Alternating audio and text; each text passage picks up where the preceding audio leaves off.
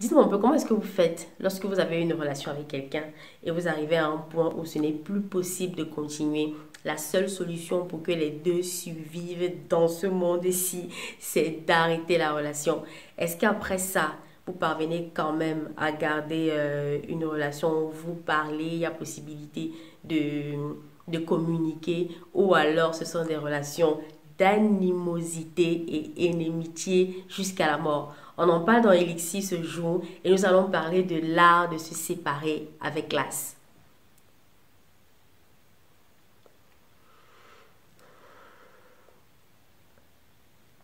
Bonjour à tous, hope you are fine parce que moi je suis en pleine forme et nous sommes extrêmement contents de vous retrouver sur Elixir ce jour, scotché et abonné à la chaîne. Ça nous fait énormément plaisir de savoir que la communauté s'agrandit.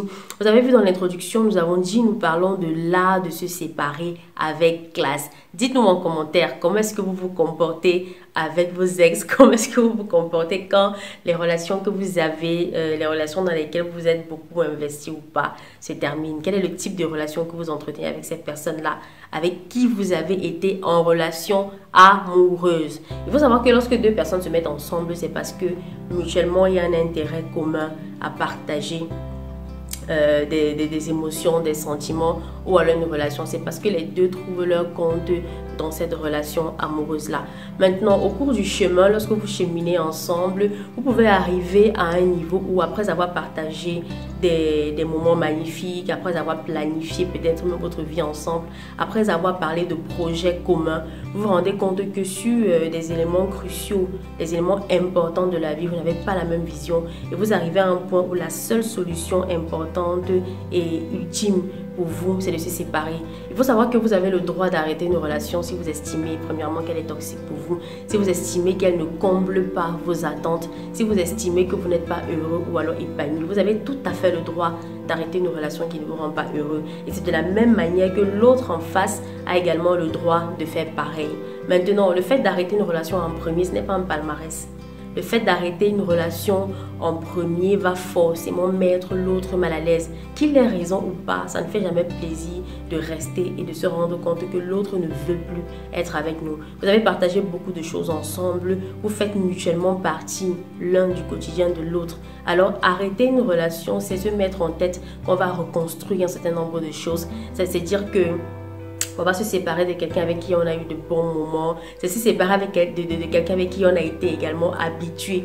Parfois, le fait de recommencer, ce n'est pas le fait de se remettre en couple avec quelqu'un d'autre qui fait peur. C'est vraiment le fait d'avoir été dans un quotidien qui était entre guillemets assez stable, le fait de s'être habitué à cette personne. On a l'impression qu'après, on n'aura peut-être plus la possibilité d'avoir une complicité pareille avec quelqu'un d'autre. Alors aujourd'hui, comme je vous ai dit, on va parler de l'art de se séparer avec classe. Comment est-ce que vous quittez les personnes avec qui vous avez été en relation amoureuse? Premièrement, il faut savoir qu'on n'arrête pas une relation sans dire. Ça, c'est la règle numéro 1. On ne part pas sans dire. Par respect pour vous et par respect pour l'autre, vous avez le devoir d'attirer l'attention sur ce qui ne va pas. Plusieurs fois, d'essayer d'arranger. Et lorsque ce n'est pas possible, il faut faire asseoir la personne et lui expliquer pourquoi est-ce que vous voulez arrêter la relation. On est d'accord? Il faut dire pourquoi vous partez. Vous ne prenez pas la décision seul de votre côté et vous laissez l'autre se lever un matin et constater qu'en fait, depuis longtemps, il n'est plus en couple parce que vous êtes déjà parti. Ce n'est pas du tout possible. Ça, c'est l'une des règles qui fait en sorte que vous vous sépariez de quelqu'un avec classe. Continuez de montrer le respect à cette personne, continuez de manifester de la considération à l'égard de cette personne, même si vous n'êtes pas d'accord avec la personne. On est d'accord que dans le process, il peut avoir éclat de voix.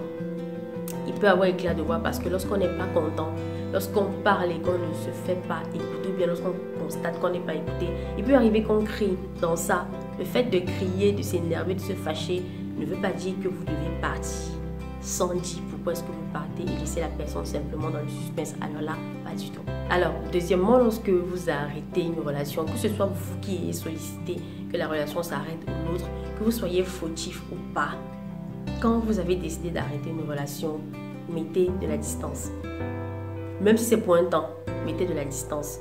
Que chacun reste de son côté, que chacun s'habitue à être dans son coin, dans son quotidien, que chacun essaye de retrouver ses repères tout seul avant d'essayer par la suite d'avoir une ouverture de communication avec l'autre ou pas. Ce moment où vous restez seul, ce moment où vous décidez par exemple de réduire considérablement le contact qu'il y a avec l'autre, va vous permettre de vous remettre en question, va vous permettre de voir clair dans la situation et va vous permettre également de vous rassurer sur la direction que vous voulez prendre, quels sont les nouveaux repères que vous voulez établir, parce qu'on est d'accord que laisser quelqu'un, ce n'est pas du tout facile, se faire quitter, ce n'est pas du tout facile, mais après ça, il faut bien vivre, il faut se reconstruire, il faut se relever, il faut avancer, et pour le faire, vous avez besoin d'un espace calme, vous avez besoin d'un environnement, de l'atmosphère calme, pour pouvoir vraiment voir clair dans la situation et décider de ce que vous voulez faire par la suite, de décider de quel type de relation même vous voulez avoir avec l'autre. Vous n'êtes pas obligé de garder une relation amicale après. Vous n'êtes pas obligé même de continuer à parler à la personne. Mais quoi qu'il en soit, après avoir arrêté la relation, il est important pour vous de garder une distance qui va vous permettre de voir clair dans la situation sur tous les plans du terme. En troisième position, il faut savoir que lorsque vous décidez d'arrêter une relation, ce n'est pas la peine de diaboliser votre ex.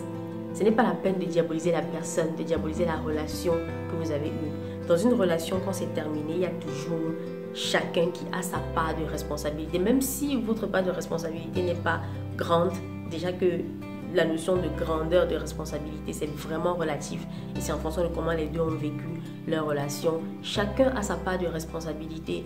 On ne diabolise pas quelque chose qui nous a fait plaisir à un moment donné. Si vous êtes resté avec cette personne-là pendant un certain nombre de temps, c'est parce que vous trouviez votre compte là-dedans. Vous avez aimé quelque chose de particulier chez la personne. Vous avez partagé des moments forts. Vous avez partagé quelque chose d'extraordinaire. Au moment où ça finit, c'est pas le moment de se concentrer exclusivement sur ce qui n'a pas marché, de passer le temps à pointer un doigt accusateur sur l'autre pour montrer qu'en fait dans la relation on était parfait et que si ça n'a pas marché, c'est forcément la faute de l'autre. C'est une question de respect, c'est une question d'intégrité et dans ce que vous avez partagé, il est important de continuer de respecter l'autre en gardant ce que vous aviez dans l'intimité de cette relation-là.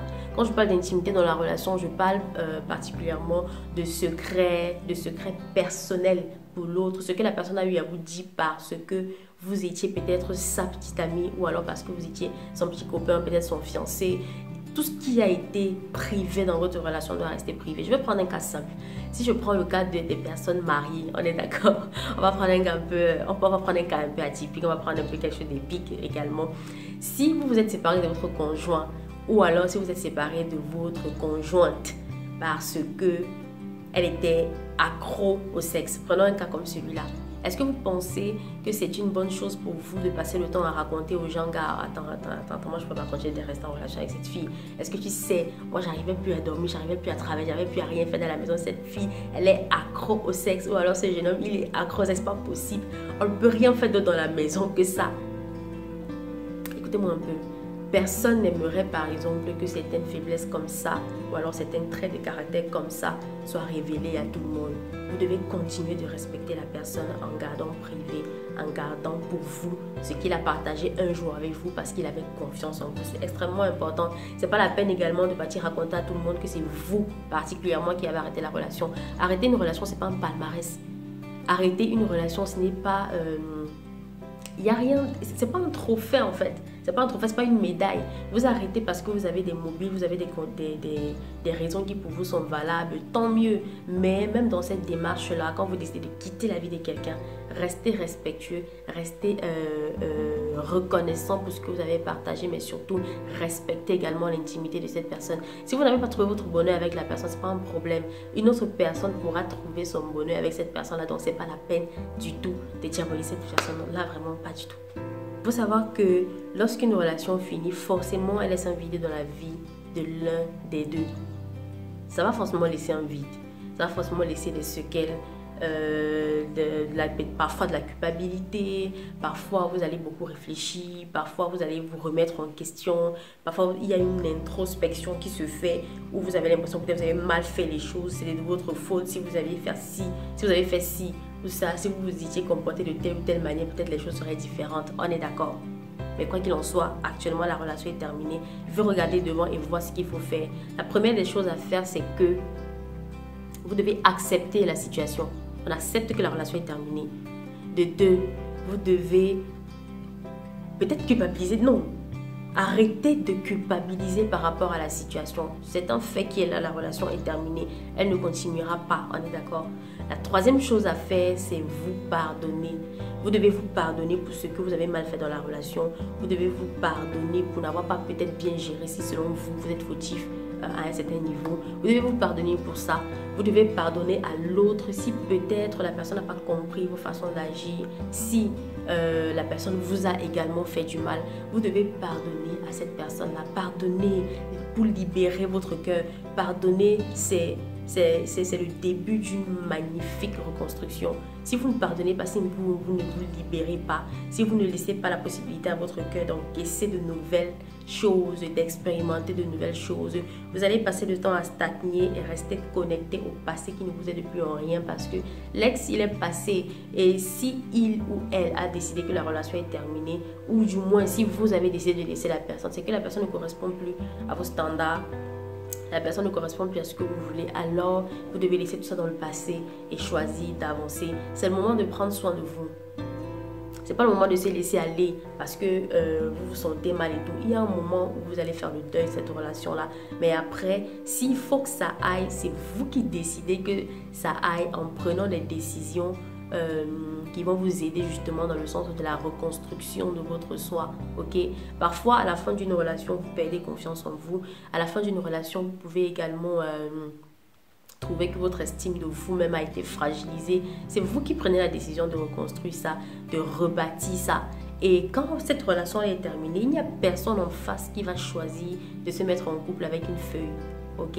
Quand on parle de feuille, je parle ici de la personne qui a été complètement détruite et qui a besoin, entre guillemets, de médecins pour se reconstruire. Non, personne en face ne voudra de ça. Si après ça, vous ne travaillez pas sur vous, à oublier votre ex, à vous séparer, vous détacher complètement de cette relation-là et vous retrouvez dans cette vie-là où vous étiez épanoui avant, heureux, tranquille, une quiétude totale à l'intérieur et tout ça. Ce sont des choses qui se travaillent. Si vous ne travaillez pas ces différents aspects-là, vous ne donnerez pas envie à qui que ce soit d'autre de venir se mettre en couple avec vous. Personne ne veut jouer le rôle de médecin dans la vie de l'autre parce que tout le monde veut être heureux et on ne choisit avec soi. Les gens vont choisir de prendre pour se faire accompagner des choses qui leur apportent un plus. Alors si vous arrivez déjà avec un cœur vide, vous allez épuiser l'autre. Par contre, si vous arrivez avec un cœur qui est rempli dans une relation, vous aurez également beaucoup de facilité à remplir l'autre. Si vous cherchez déjà à être heureux avant de vous mettre en couple, vous n'attendrez pas de l'autre que la personne vous rende heureux parce que vous êtes déjà rempli en fait. Alors quand vous arrivez dans la relation, vous décidez simplement de partager un peu de ce que vous avez avec l'autre. Et ça arrive à un niveau où si la personne en face ne sait pas accueillir tout ce que vous avez en vous et que vous voulez partager, c'est pas grave. Vous aurez mal un peu, mais après ça va devoir passer parce que vous avez pris le temps de travailler sur vous et vous avez assez de ressources en vous vraiment pour être heureux étant accompagné ou alors pas du tout. Je suis pas en train de dire que ne pas être en couple, ça ne fait rien du tout, c'est pas un problème, ce n'est pas une fin. C'est pas ce que je dis. Être à deux, c'est toujours mieux qu'être seul, ok? Mais après que vous soyez quitté de cette relation-là, il faut reconstruire un environnement dans lequel vous vous sentez déjà épanoui, heureux, rempli, avant même d'envisager rencontrer quelqu'un avec qui vous allez partager ce bonheur-là. Pas quelqu'un qui va venir remplir votre cœur. Vous n'allez pas trouver votre bonheur dans la présence de l'autre. C'est vous d'abord qui vous rendez heureux. Et maintenant, quand l'autre arrive, vous partagez un peu de ce bonheur avec la personne. Il y a également ceux qui pensent que être fort, c'est traverser les difficultés seul, sans ouvrir la bouche, sans parler, sans s'exprimer et tout. Moi, je vous encouragerais, dans le cas des ruptures amoureuses ou des ruptures amicales, pas les amitiés vraiment qui étaient intenses, à parler aux gens qui sont autour de vous, les personnes peut-être que vous aviez en commun, qui étaient des personnes sincères, qui vous aimaient réellement, que vous aimez également beaucoup, en qui vous avez confiance. Parlez à ces personnes-là, expliquez-leur le problème, dites-leur votre douleur, dites-leur quelles sont les souffrances que vous avez du fait d'être séparé de cette personne-là pour des raisons qui vous sont valables, je le dis encore. Parce que parler va vous aider également à vous vider. Parler va vous aider à évacuer un certain nombre de choses. La solitude n'arrange absolument rien. Être seul va vous mettre dans un environnement où vous allez constamment penser à la personne. Ce n'est pas forcément bien pour votre reconstruction morale, psychologique et mentale. Entourez-vous des personnes qui vous font plaisir et tous les moments qui étaient entièrement comblés par cette personne dans votre vie, vous devez trouver le moyen de remplacer ces moments-là par autre chose pour pouvoir avancer. Et lorsque vous sentirez que vous avez déjà le contrôle sur la situation, vous avez le contrôle sur la relation que vous aviez avec votre ex et la relation que vous voulez reconstruire peut-être ou pas avec cette personne-là, alors vous pouvez envisager un dialogue avec cette personne. Vous allez peut-être me dire non, ça dépend, ça dépend aussi parce que parfois il y a des personnes qui t'ont fait tellement de mal que ce n'est même plus la peine de les voir dans ta vie. Tu les expulses complètement, c'est un silence radio total, tu ne peux pas parler avec eux. Je suis d'accord avec ça. Il y a des personnes qui sont extrêmement toxiques. Il y a des personnes qui se plaignent énormément. Il y a des personnes qui parlent trop et qui vont vous donner l'impression à chaque fois que ce que vous faites n'est pas assez. Il y a des personnes qui vont toucher à votre estime de vous-même, vous fragiliser, vous rendre vulnérable, vous manipuler.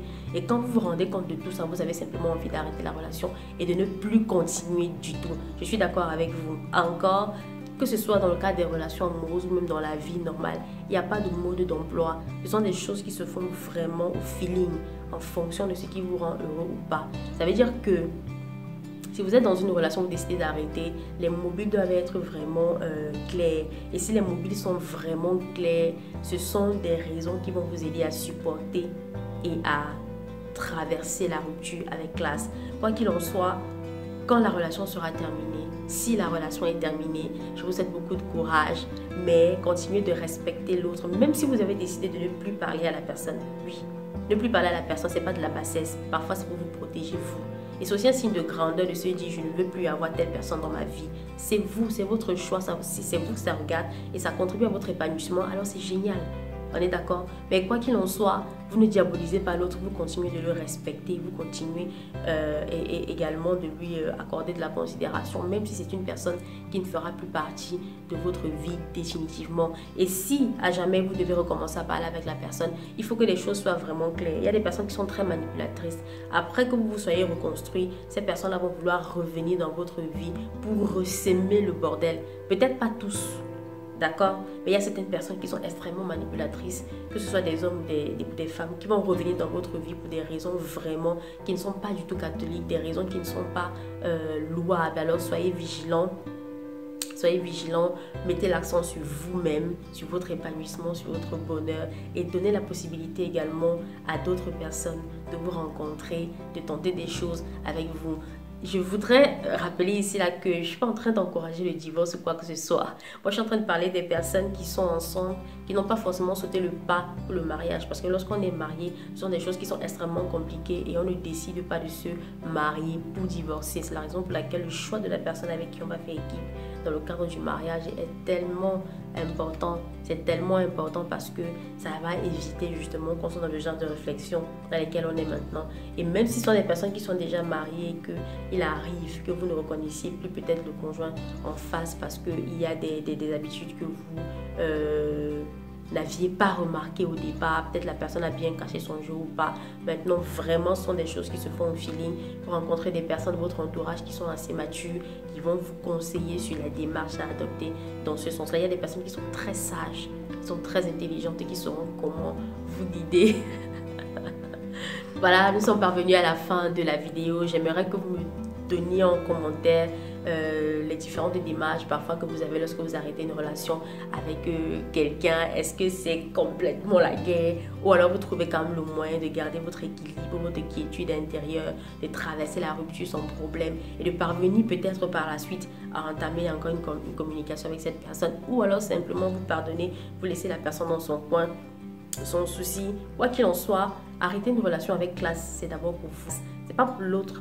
C'est pas pour faire genre, c'est d'abord pour vous, c'est d'abord pour votre bien. On est d'accord? Alors dites-moi, je vous entends en commentaire pour me dire ce que vous avez pensé de tout ça. Est-ce que parfois vous arrêtez vos relations avec classe? Je vous attends en commentaire. N'oubliez pas de commenter, de liker, de partager, de surtout vous abonner. Nous sommes très contents parce que la communauté s'agrandit vraiment de la bonne manière, dans le bon rythme. Merci de nous avoir écoutés. Nous restons connectés sur Elixir et on se retrouve la semaine prochaine pour une nouvelle vidéo. Bye bye.